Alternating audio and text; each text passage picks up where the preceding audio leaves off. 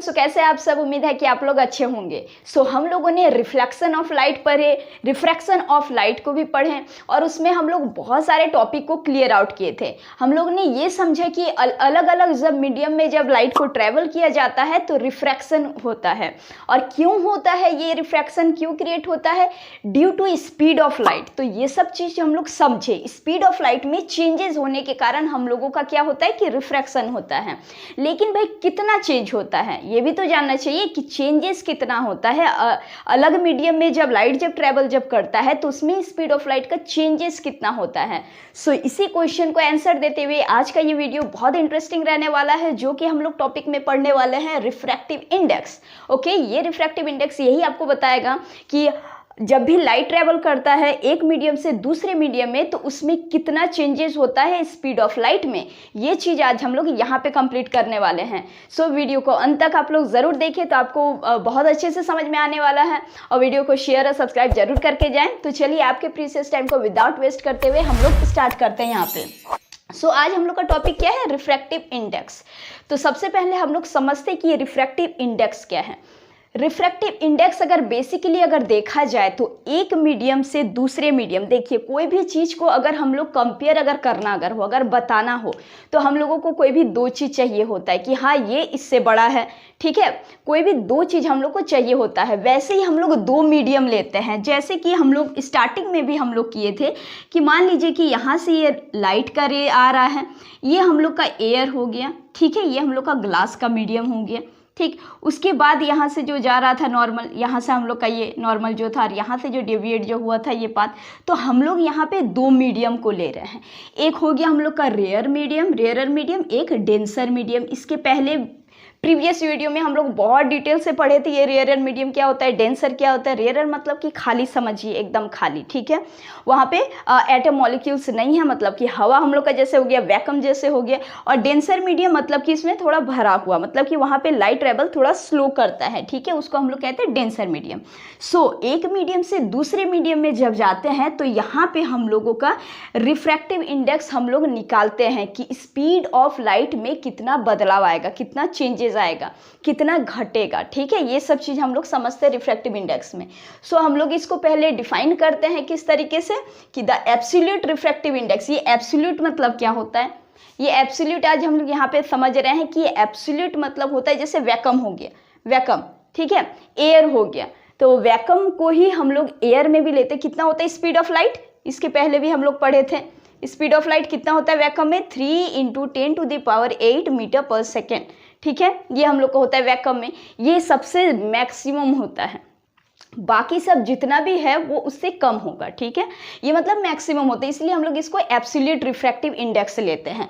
तो ये हम लोग का हुआ वैक्यूम में। और ये बहुत इससे मतलब इससे सामने ही वैल्यू रहता है एयर का, इसीलिए हम लोग एयर का भी इतना ही ले लेते हैं। तो वो क्या कह रहा है कि refractive index of medium is defined as the ratio of speed of light. अब यहाँ पे जब कंपैरिजन जब हो रहा है तो अब जाहिर सा बात है कि यहाँ पे हम लोग इसको रेशियो में ही लेंगे, जैसे हम लोग मैथ में भी बनाते हैं। तो ये क्या होगा, किसका ratio? The speed of light in vacuum to the speed of light in medium, ठीक है। स्पीड ऑफ लाइट वैक्यूम का लेंगे, ये वैक्यूम का, और किसके रिस्पेक्ट में लेंगे? ग्लास का। ग्लास क्या? एक मीडियम है, इसके जगह पे कुछ भी हो सकता है, ऑयल भी हो सकता है, ठीक है, कुछ भी हो सकता है। ये कोई भी मीडियम मतलब कि वैक्यूम से या फिर एयर के रिलेट में इसके रेशियो में कोई भी एक मीडियम को हम लोग डिवाइड करके रेशियो में लेकर के हम लोग क्या निकालते हैं? रिफ्रैक्टिव इंडेक्स, जिसको हम लोग डिनोट करते हैं, रिप्रेजेंट करते हैं स्मॉल एन से। बहुत जगह ऐसे म्यू से भी इसको डिनोट किया जाता है, ठीक है। तो हम लोग यहाँ पे जनरली क्या लिखेंगे? n = speed of light in air by speed of light in medium. Air को हम लोग स्मॉल सी से यहाँ पे डिनोट करते हैं और मीडियम को हम लोग v से कहते हैं। तो हम लोग इसको क्या लिख सकते हैं? n = c/v। ऑलराइट, अब एक चीज और समझ लीजिए, समझने वाली चीज है क्या? n free space. ये भी एक नंबर का कभी कभी क्वेश्चन दे देता है कि फ्री स्पेस में कितना होता है रिफ्रैक्टिव इंडेक्स। तो फ्री स्पेस एक्चुअली वो एकदम फ्री है, वहाँ भी एकदम फ्री है, मतलब कि समझ लीजिए कि एयर ही हो गया, ठीक है, वो फ्री स्पेस है, मतलब कि रेयर एंड मीडियम ही है, एकदम फ्री स्पेस। तो इसीलिए यहाँ पे हम लोग अगर लिखेंगे c/v तो ये फ्री स्पेस है ना, मतलब मीडियम ही फ्री स्पेस है। तो इसीलिए यहाँ पे n इज इक्वल टू क्या हो जाता है, c/c, तो ये कट हो जाता है, 1 आ जाता है, इसीलिए n फ्री स्पेस बराबर 1 होता है। कहीं भी अगर रिफ्रैक्टिव इंडेक्स अगर 1 अगर दिखा है क्वेश्चन में, अगर दिया अगर जाए, तो यहाँ पे आराम से आँख बंद करके आप लिख सकते हैं क्या, n फ्री स्पेस, मतलब रिफ्रैक्टिव इंडेक्स किसका, फ्री स्पेस का। ठीक है, ये भी एक पॉइंट हो गया। अब हम लोग यहाँ पे एक एग्जाम्पल से देखते हैं कि किस तरीके से रिफ्रैक्टिव इंडेक्स कितना कम होता है। ठीक है, जैसे कि हम लोग ग्लास का ही जैसे कि हम लोग लिए, ये हम लोग का एयर ऐसे हम लोग का आ रहा था, रे ऑफ लाइट, ये हम लोग का एयर हुआ, ये हम लोग का ग्लास हुआ, दूसरा मीडियम, समझ रहे हैं। ठीक है, अब हम लोग देख रहे हैं कि इसके कंपेयर में इसका कितना रिफ्रैक्टिव इंडेक्स यहाँ पे घट रहा है।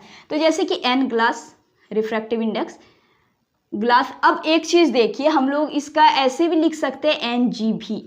GV मतलब क्या, ग्लास और वैक्यूम के रिस्पेक्ट में, लेकिन बहुत जगह भी नहीं लिखा नहीं जाता क्योंकि ये एक एब्सोल्यूट वैल्यू है, मतलब कि भी चेंजेस नहीं है तो वो एक एब्सोल्यूट वैल्यू, इसीलिए NG करके भी लिखा जाता है।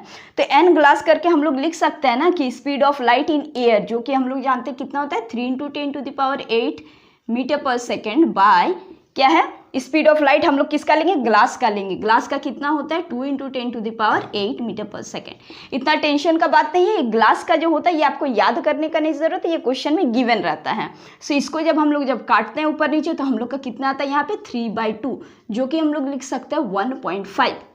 और एक चीज़ यहाँ पे कोई यूनिट नहीं होता है, ये भी चीज़ ध्यान में रखिएगा, क्योंकि सब तो कट ही न जा रहा है, कोई यूनिट नहीं होता है। ठीक है, सो यहाँ पे हम लोग क्या समझे, यहाँ पे हम लोग समझे कि जो ग्लास का हम लोग का जो निकला 1.5, एक क्वेश्चन NCERT में भी ऐसे दिया हुआ रहता है कि NG is equal to 1.5 comment.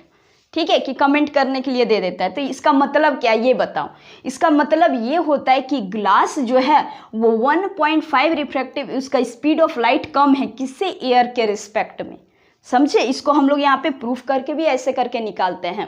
तो अगर आपको कोई भी मीडियम अगर आपको दिया हुआ रहेगा तो आप रिफ्रैक्टिव इंडेक्स के थ्रू से आराम से निकाल सकते हैं कि स्पीड ऑफ लाइट कितना कम है विथ रिस्पेक्ट टू वैक्यूम और एयर। ठीक है, with respect to absolute vacuum और एयर हम लोग जो लेते हैं, इसीलिए स्पीड ऑफ लाइट ऊपर में तो यही रहेगा हमेशा, लेकिन मीडियम हमेशा चेंज होगा, जो भी आप यहाँ पे आपका क्वेश्चन में जो भी मीडियम दिया हुआ रहेगा।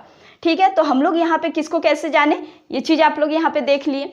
एक एग्जाम्पल से भी हम लोग चीज़ों को समझे, रिफ्रैक्टिव इंडेक्स होता क्या है ये भी समझे। आपको कोई भी अगर न्यूमेरिकल्स अगर बनाना हो तो पहले कंसेप्चुअल चीज़ को समझना बहुत ज़रूरी है, कंसेप्ट को समझना ज़रूरी है। इसीलिए पहले कंसेप्ट को देखिए, फॉर्मूला को देखिए, उसके बाद कैलकुलेशन में जाइए। ठीक है, तो न्यूमेरिकल्स भी बहुत ईजी से बन जाएगा इसमें। आई होप कि आज आपको रिफ्रैक्टिव इंडेक्स समझ में आ गया होगा इसमें। अगर आपको समझ में आ जाए तो सपोर्ट कीजिएगा। और आज के लिए बस इतना ही, फिर से हम लोग मिलेंगे एक नेक्स्ट वीडियो में, जिसमें कि फिर से एक नए इंटरेस्टिंग टॉपिक रहेगा हम लोग का। तो चलिए मिलते हैं हम लोग नेक्स्ट वीडियो में, तब तक के लिए हंसते रहिए, खुश रहिए, जय हिंद।